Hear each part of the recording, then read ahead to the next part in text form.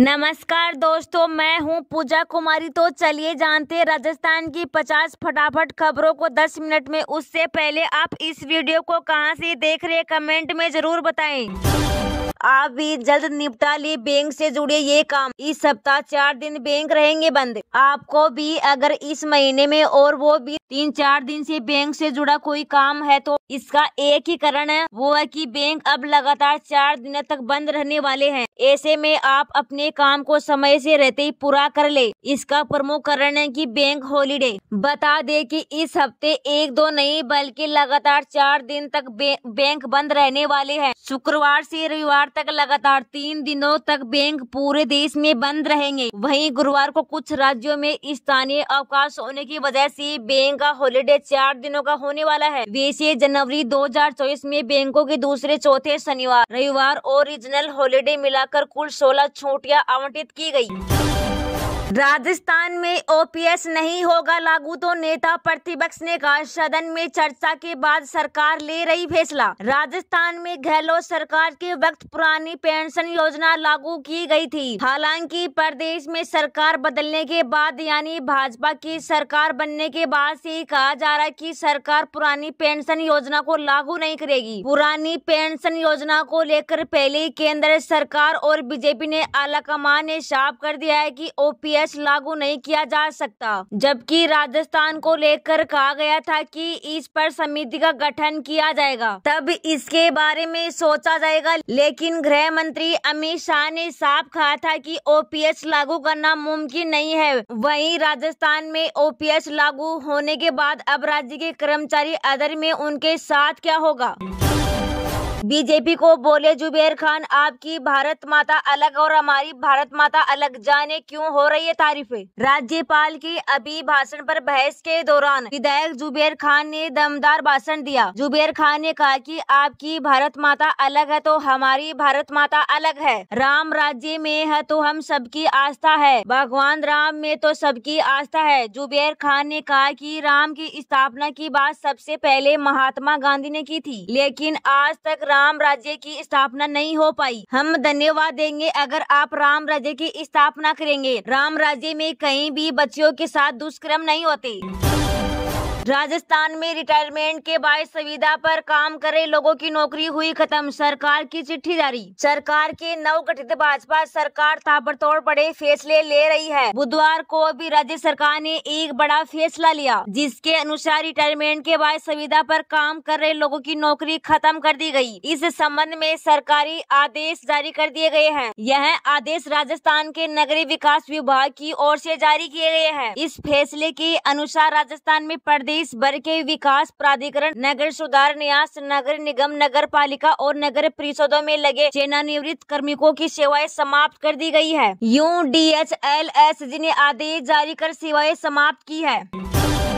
PM किसान योजना पर आया बड़ा अपडेट। 31 जनवरी तक करा लिए ये काम, वरना नहीं मिलेंगे 16वीं किस्त के 2000 रुपए। प्रधानमंत्री किसान सम्मान निधि योजना पर बड़ा अपडेट है। राजस्थान सरकार ने किसानों से पीएम किसान योजना के लाभार्थियों से 31 जनवरी 2023 तक ई-केवाईसी कराने को कहा है। जिन किसानों ने अभी तक ई-केवाईसी नहीं कराया है तो इस तारीख तक जरूर करा ले। 31 जनवरी तक ई-केवाईसी नहीं करवाने वाले किसानों को पात्रता खत्म की जा सकती है। 16वीं किस्त का भुगतान रुक सकता है और प्रधानमंत्री किसान सम्मान निधि योजना के तहत फायदे से वंचित पात्र परिवारों को लाभ दिलवाने के लिए प्रत्येक ग्राम पंचायत मुख्यालयों पर विकसित भारत संकल्प यात्रा विशेष शिविर आयोजित किए जा रहे हैं। इसके तहत पीएम किसान योजना से वंचित भूमि धारक परिवारों को जिनका पोर्टल पर रजिस्ट्रेशन नहीं हुआ है वो ई मित्र अथवा सीएससी के माध्यम से पोर्टल पर रजिस्ट्रेशन करवा सकते हैं। कृषि विभाग के मुताबिक जिन किसानों का आधार सीडिंग और जमीन का वेरिफिकेशन करवाना बाकी है तो वो जल्द करवा ले, अन्यथा आगामी किस्त का लाभ नहीं मिलेगा।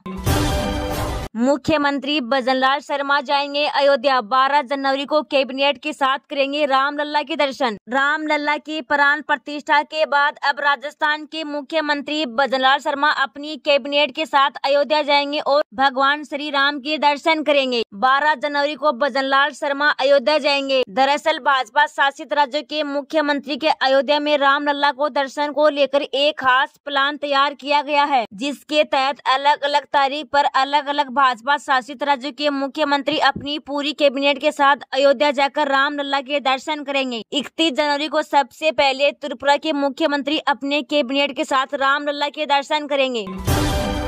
राजस्थान परिवहन निगम को मिलेगी नई बसें। 6 महीने में शुरू होगी डूंगरपुर रतनपुर बस सेवा। राजस्थान सरकार में डिप्टी सीएम और परिवहन मंत्री प्रेमचंद भैरवा ने विधानसभा सत्र के दौरान बुधवार को कहा कि आगामी 3 माह में राजस्थान राज्य पथ परिवहन निगम के अधीन बसें अनुबंध पर लेने की प्रक्रिया पूर्ण किया जाना संभावित है। उन्होंने कहा कि अगले 6 माह में नई बसें क्रय कर इन्हें रोडवेज को उपलब्ध करवाने की कार्यवाही की जाएगी। परिवहन मंत्री भैरवा प्रश्न काल के दौरान सदस्यों द्वारा इस संबंध में पूछे गए पूरक प्रश्नों का जवाब दे रहे थे। उन्होंने कहा कि डूंगरपुर से रतनपुर आवागमन के लिए डूंगरपुर से अहमदाबाद वाया रतनपुर रोडवेज की 12 बसें संचालित है तथा रतनपुर में इन बसों का ठहराव भी हो रहा है।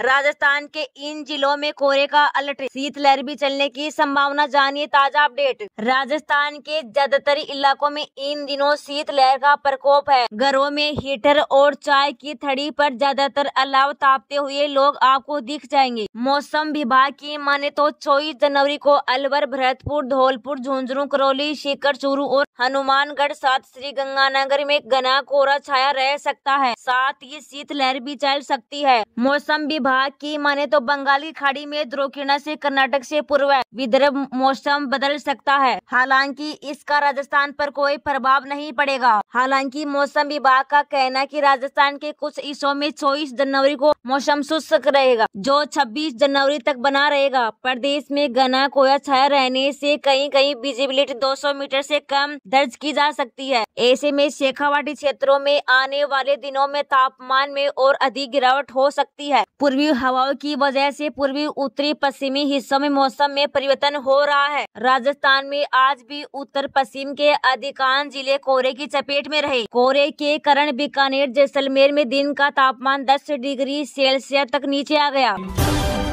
राजस्थान सरकार का एक और बड़ा फैसला, अब स्कूलों में ये चीजें होगी अनिवार्य। 15 फरवरी से होगी शुरुआत। राजस्थान की भजनलाल सरकार ने अब एक और आदेश जारी कर दिया है, जिसके बाद अब प्रदेश के सभी स्कूलों में सूर्य नमस्कार अनिवार्य कर दिया है। भजनलाल सरकार की स्कूली शिक्षा मंत्री मदन दिल्लावरे ने कोटा में इसकी घोषणा की है। मीडिया रिपोर्ट की माने तो शिक्षा मंत्री मदन दिल्लावरे ने जिले के मोड़क स्कूल में साइकिल वितरण समारोह में यह बात बोली है। इस दौरान उन्होंने कहा कि बीजेपी सरकार राजस्थान के स्कूलों में सूर्य नमस्कार अनिवार्य कर रही है। राज्य के स्कूलों में बच्चों की किताबी ज्ञान के साथ संस्कार भी मिलेंगे। शिक्षा में संस्कार समायोजित होंगे। इस बारे में शिक्षा विभाग के अधिकारियों को निर्देश दे दिए हैं।